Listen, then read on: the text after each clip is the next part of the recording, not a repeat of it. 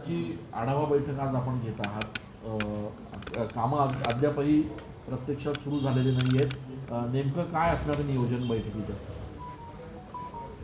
असं आहे ना की आपल्या मीडियाचे काही लोक त्याचं वर्तमानपत्रात सुद्धा आलं की मीच पालकमंत्री होणार, म्हणजे कुठे म्हटलं मी पालकमंत्री होणार. जो आढावा बैठक किंवा माहिती घेतली त्या कामाची,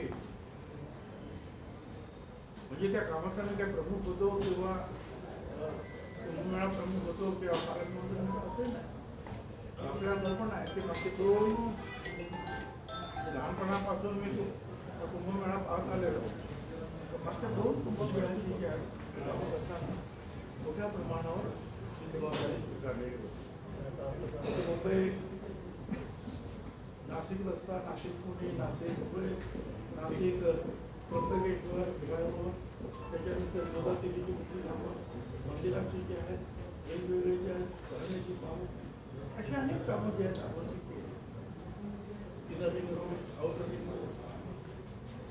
आता या सगळ्या पार्श्वभूमीवर आणखी काय नवीन तिथे होत आहे तुम्हाला समजून मला काय वाटतं तुम्ही याच्यामध्ये जर काही करता आली सुचले एवढा करता ठीक आहे. तुम्हाला ऑर्डर देण्यासाठी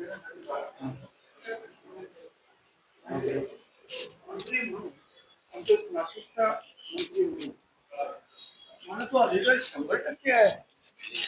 त्याच्यासाठी मला पालकमंत्री व्हायला पाहिजे किंवा काय अशातला काही भाग नाही, म्हणून मी जातोय. काम कुठपर्यंत आलेलं आहे, कुठलं काम करणार आहे, कुठल्या रस्त्याचं काम आहे, कुठलं ड्रेनेज करतात किंवा नदीचं पाणी जे आहे स्वच्छ करण्यासाठी तुम्ही काय करणार आहे, त्या सगळ्या इतर त्या सगळ्या गोष्टी ज्या आहेत, अनेक गोष्टी असतात. त्र्यंबकेश्वरला काय काम तुम्ही करणार आहात, नाशिक मध्ये जे रस्ते आहेत, आणखीन इतर काही गोष्टी ज्या आहेत, ट्रॅफिकचे कसं काय नियोजन आपण करणार आहोत, त्या अशा अनेक गोष्टी ज्या आहेत त्याचं त्यांनी जे काही आरेखन केलेलं आहे ठरवलेलं आणि ते करू पाहतायत, त्याची फक्त माहिती घ्यायची आणि आपल्याला काय वाटलं तर त्याच्यामध्ये काही सूचना करायच्या, त्यातून त्या सूचना स्वीकारते किंवा न स्वीकारते. पण त्याच्यात भाजप देखील आरोप करते की कुठेतरी आता पुढे सक्सेस होणार नाही किंवा निवडणुका जरी लढले तरी. तुमचं मत काय?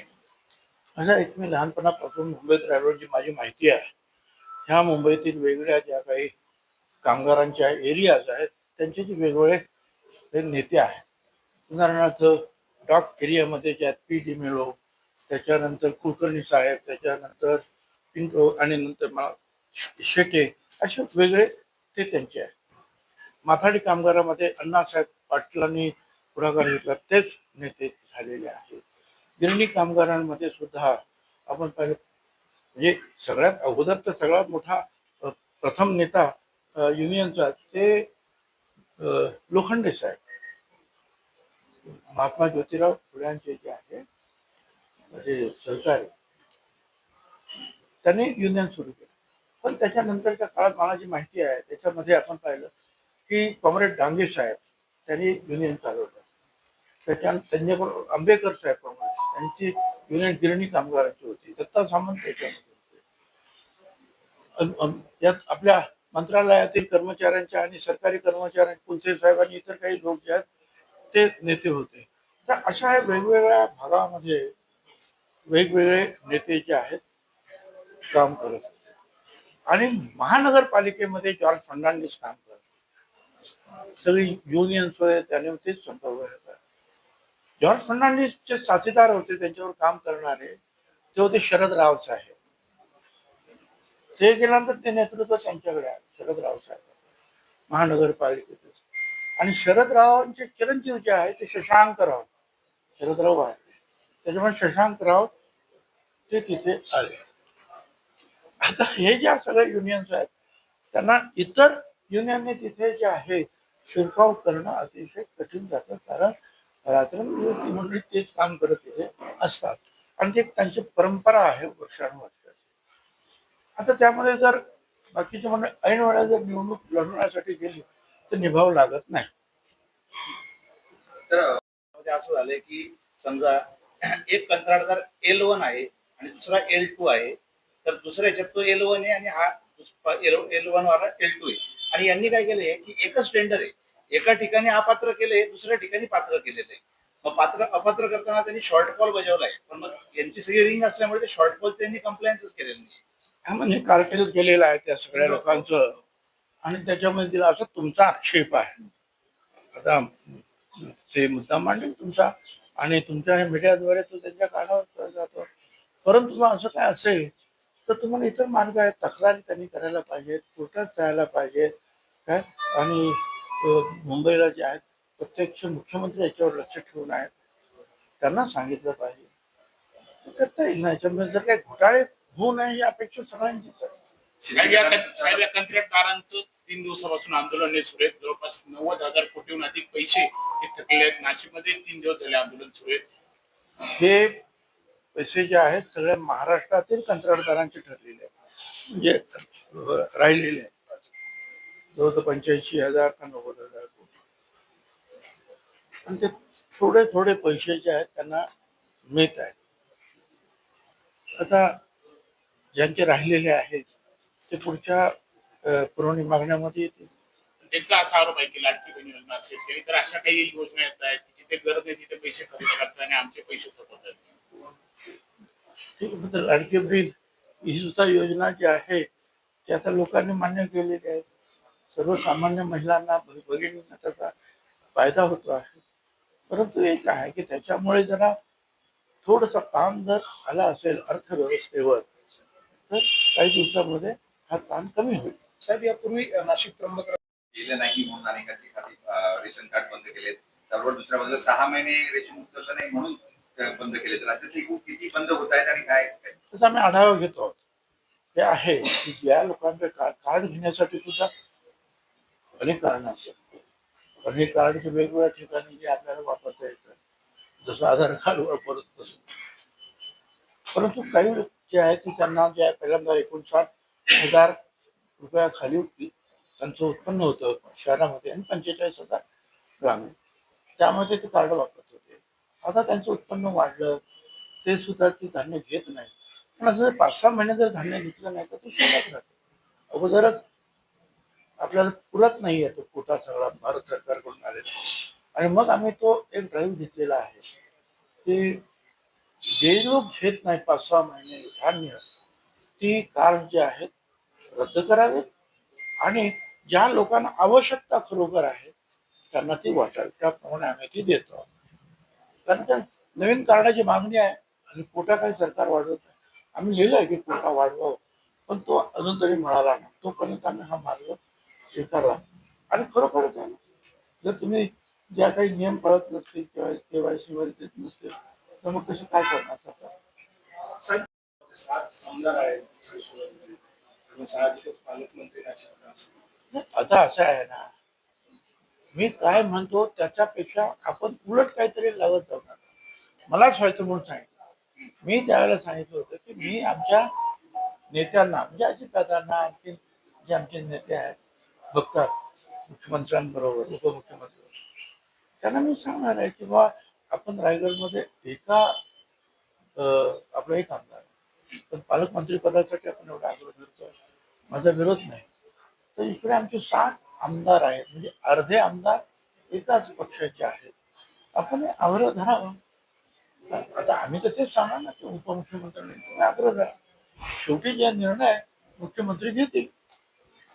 केंद्र कुंभमेळ्याच्या अपेक्षेवर अनेक लोन घेऊन साहित्य घेतलेलं आहे. अशा परिस्थितीमध्ये आम्हाला डावलून परराज्यातल्या कंपन्यांना, मोठ्या कंपन्यांना काम दिले, त्यामुळे आमचे नुकसान होते असं. पण त्यांनी टेंडर वगैरे निघाले असते ना, टेंडर भरायला पाहिजेत ना. ते टेंडर भरले आणि तरी सुद्धा त्यांना जे आहे देण्यात आलं नाही तर मग आपल्याला बघ होत आहे.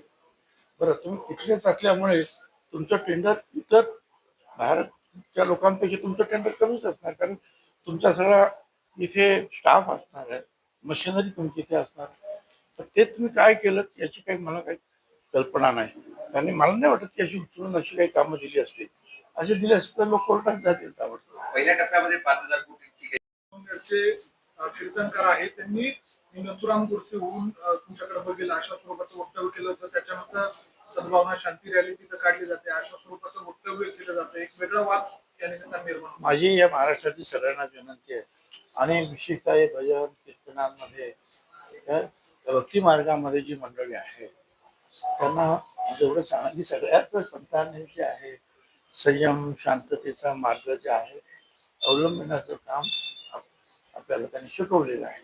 त्याच मार्गाने गेलं पाहिजे आणि त्याच भाषेमध्ये कुणी आपल्यावर काही जरी करत असेल चूक करत असेल तर ते जे आहे परंपरा संत परंपरा वारकरी परंपरा त्याच भाषेमध्ये आपण बोललो पाहिजे. म्हणजे खातेसंबंधी एक प्रश्न आहे प्रशासकीय राजवट आहे. आमदारांपासून तर खाली सदस्यांपर्यंत कोणाची नेमणूक नाहीये, कोणाला बोलता येत नाही. त्याची नाही. जिल्हा नियोजन समिती पालकमंत्री पद 9 महिन्यापासून बैठक नाही. असं नाही की ज्यांची ज्यांचं काम आहे त्यांनी जायचे. कलेक्टर बसलेले आहेत आणि इतर मंत्री पण बसलेले आहेत. आपल्याच जिल्ह्यामध्ये किती मंत्री आहेत? 3 1 4 मंत्री आणि 5वे महाजन साहेब 5 मंत्री आहेत. कोणाला भेटा त्यांच्याकडून काही काम आहे ते कामं करून घे. कामं काही थांबत नाही चालूच असतं. कमी जास्त होतं पुढे स्पीड कमी होतो जास्त होतो परंतु आता लोकशाही मार्गाने सगळं व्हावं ही तुमची अपेक्षा आहे. काही चूक नाही मुख्यमंत्री ठरवतील. जळगावला पण असे मोठे मोठे हे करून टप्पे करून कंपन्यांना वाटण्यात आले तेही परराज्यातल्या कंपन्यांना देण्यात आले. स्थानिकांना पडणार मला काही कल्पना नाही आहे मी माहिती घेईन पण एक आहे तुकडे करायला पाहिजे कारण एकच रस्ता एकाच कॉन्ट्रॅक्टरला दिला आणि तो फेल झाला तर काय करणार तुम्ही. आणि म्हणून 250 कोटीचे रुपये दिले असेल त्यांनी कामं कुठली दिली मला माहित नाही परंतु त्याच्यावर का ऑब्जेक्शन घेता येणार ना. परंतु आता स्थानिक लोकांना काही काम देणार त्यांनी का दिलं नाही विचार तुमचा मुद्दा आहे तर तो मुद्दा आहे. दर्जाबाबत आपण म्हणाल. अशा निवासस्थानी त्यांची नागरिक समस्यांवर त्या ठिकाणी चर्चा झाली. अशा स्वरूपाची माहिती समोर आली. एका बाजूला उद्धव ठाकरे यांच्यासोबत चर्चा सुरू आहे आणि अशातच ते फडणवीसांच्या भेटीला गेल्यामुळे आणखी वेगळी चर्चा सुरू झाली. मुख्यमंत्र्यांच्या भेटीला कुणीही जाऊ शकतो कुणीही नागरिक जाऊ शकतो आणि राज ठाकरे त्या नेत्या शरद पवार साहेब सुद्धा जातात ना ते सुद्धा भेटतात. काँग्रेसची मंडळी सुद्धा भेटतात. सामाजिक कामासाठी भेटणं काहीही गैर नाही. कुणाला भेटायचं राज्याच्या प्रमुखांनाच भेटणार.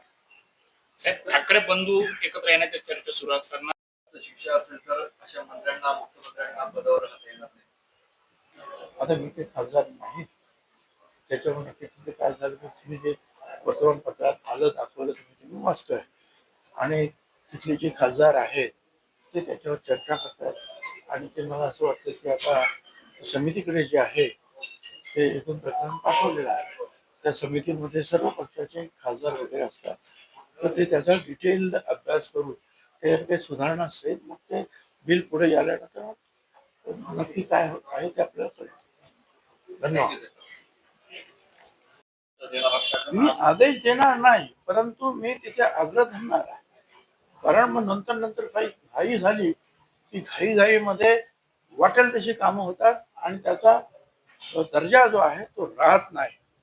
त्यामुळे लवकरात लवकर ही कामं सुरू करावीत आणि मार्गी लावावेत की जेणेकरून चांगल्या क्वालिटीचं काम होईल. त्यामुळे पाहायलाच पाहिजे ना.